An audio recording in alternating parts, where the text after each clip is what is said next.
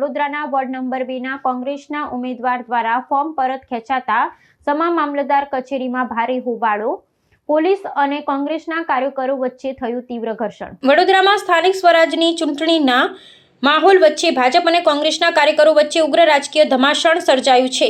Ward number 2ના કોંગ્રેસના ઉમેદવાર ભૂમિ પ્રજાપતિ અચાનક પોતાનું ઉમેદવારી પત્ર પરત ખેંચી લેતા મામલો ગરમાયો હતો। આ ઘટનાને પગલે શહેરની સમા મામલતદાર કચેરી રણ મેદાનમાં ફેરવાઈ ગઈ હતી, જ્યાં મોટી સંખ્યામાં ઉમટી પડેલા કોંગ્રેસના કાર્યકરોએ ભારે વિરોધ પ્રદર્શન સાથે હોબાળો મચાવ્યો હતો। મામલતદાર કચેરીના પરિસરમાં વિરોધ પ્રદર્શન દરમિયાન સ્થિતિ બેકાબૂ બની હતી અને ઉશ્કેરાયેલા કોંગ્રેસના કાર્યકરોએ કચેરીમાં તોડફોડ શરૂ કરી હતી। આ દરમિયાન પોલીસ અને દેખાવકારો વચ્ચે તીવ્ર શારીરિક ઘર્ષણના દ્રશ્યો સર્જાયા હતા।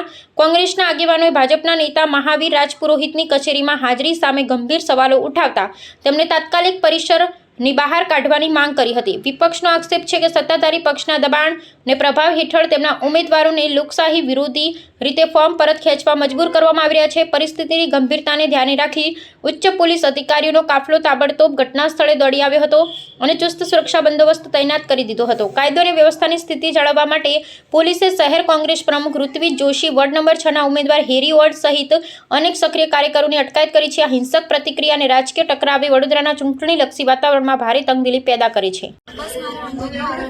મારા અંગત કારણોસર મેં ફોન પાછો કર્યો। કોઈએ તમને કોઈના દબાણ કે એવું કશું છે જ બિલકુલ શું પરિસ્થિતિ શું હતી? પરિસ્થિતિ એવું કંઈ છે કે મારા અંગત કારણોસર છે અને બસ મારે મારા સમાજ સાથે ચાલવું છે।